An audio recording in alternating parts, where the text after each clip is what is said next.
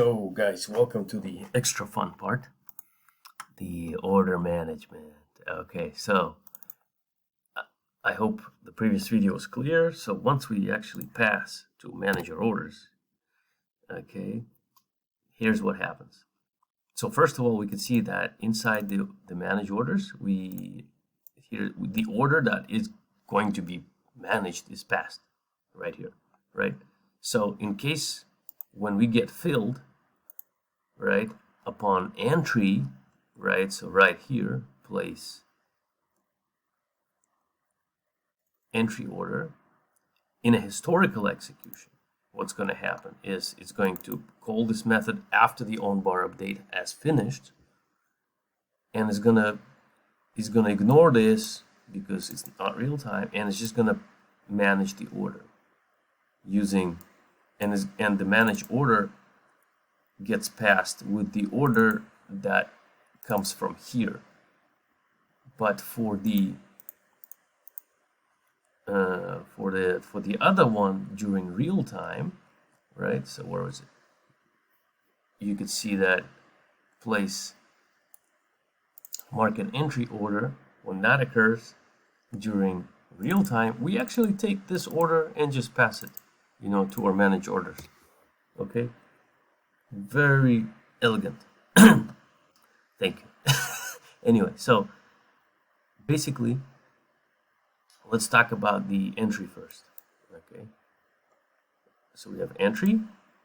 We have to manage 1, 2, 3, 4, 5 types of execution. So entry, stop, hit, and 3 profit targets hit.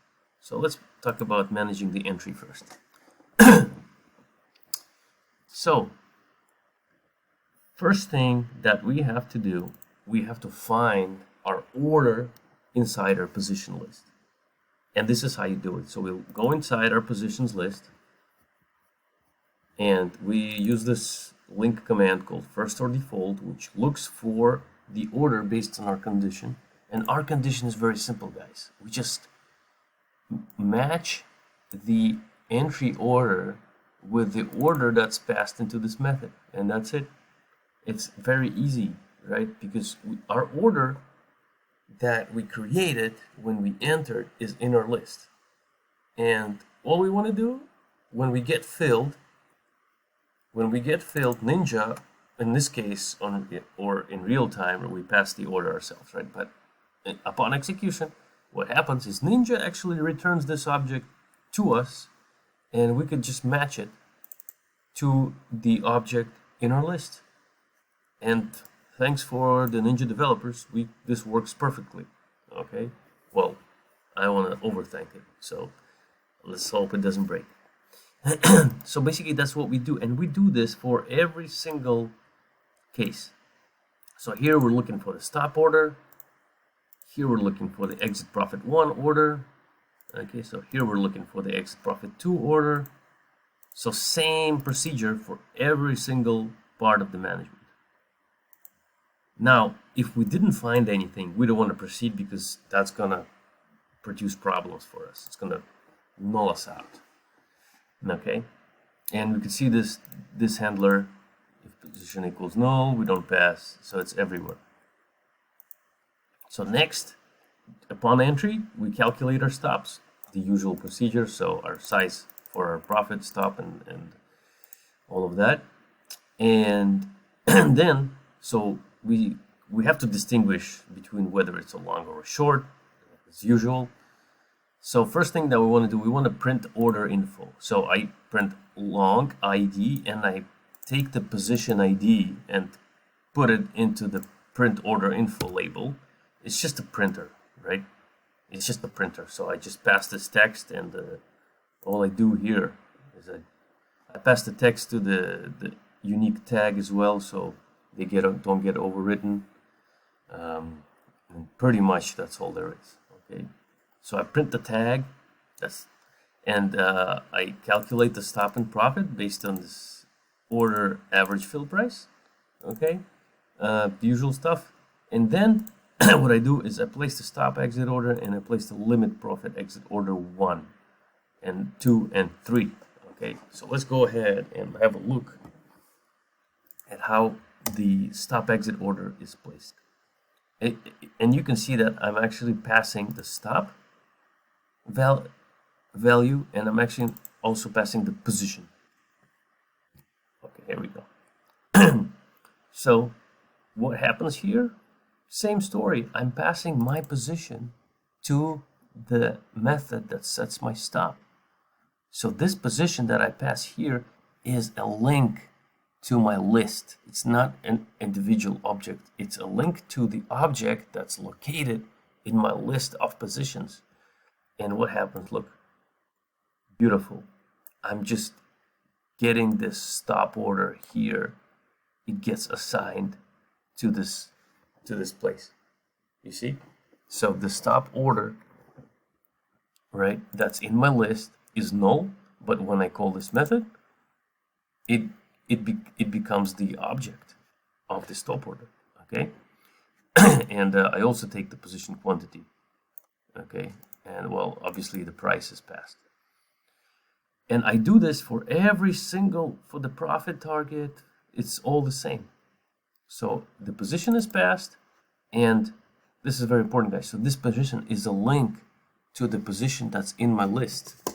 So what I'm doing is I'm recording this order that's submitted into my list of positions saying, hey, this stop order, this profit order that I'm submitting now, please make a note in my list that this particular order uniquely belongs to my list, to a place in my list. Okay, and that's all there is, guys. So same stop, same procedure for the profit target.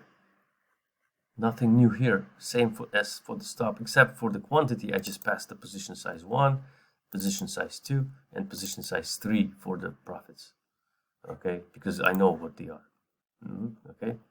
Now this logic is very simple here. So if my position size 2 is bigger than 0, then I do want to set this profit target. If it's 0, I don't want to set this profit target, because obviously that means I'm only trading with one lot. Now same for position size 3. If it's bigger than 0, then I want to set this profit target and I want to start working with it. That means that if I'm using position size 3, that means I'm also using position size 2 and 1. Okay, so I mean, I didn't really write that exclusive logic, but I assume that the user is not going to just trade with position size 3. So if he wants to trade with one lot, he should use position size 1. Okay, if he wants to trade with 2 lots, he should use position size 1 and position size 2. And if he wants to trade with 3 lots, you should use all of them. Okay, so that's how the stops and profits are placed upon entry. For the short, same way around, just passing false here and calculating the stop the other way. Now the difference now on the stop, okay, what we want to do is when the stop is hit, so same story here, right? So same story, we find the position. If it's null, we don't proceed. Now what we do have to do though is we have to mark this position open is false, because that's when the position is closed, okay? And it does not exist anymore. Now, and the rest of it is just canceling out the order, okay? So if exit profit order 1 existed for this particular position when the stop was hit, we want to cancel this order and we want to null it out. That's it, it's done. Same for profit order 2 and profit order 3. So we cancel those orders particularly for this position, not for any other position, okay? When we hit profit 1, this is the tricky one. Okay, so when we hit profit 1, right? So first thing that we want to do again, so this just is repetitive logic, okay? This is also repetitive, so we print P1 ID number position ID. Okay, now if position 2 was 0 and position 3 was 0 in the beginning, which means we're trading one lot, and if we hit profit target 1, that means we have finished trading for this particular position and we want to mark it as open false. And also we want to cancel the stop order that exists for this particular position because we're trading one lot. Okay, now then in any other case, if we're trading 2 lots or 3 lots, okay, we check that the exit stop order exists and we change the stop exit order because our size has changed. So we were trading 6 lots, for example, in our example. So position number 1 is 1 lot. So lot number 1 is 1 position, lot number 2 is 2 positions, and lot number 3 is 3 positions. Okay, so change stop exit order is just a method. Change order is a native NinjaTrader method. We pass the order object, we pass the new quantity, and we pass the price if it has changed. So we also, when we hit profit target 1, we want to say that we want to start trailing for this particular position. I'll explain this in the next video, how we use the trail.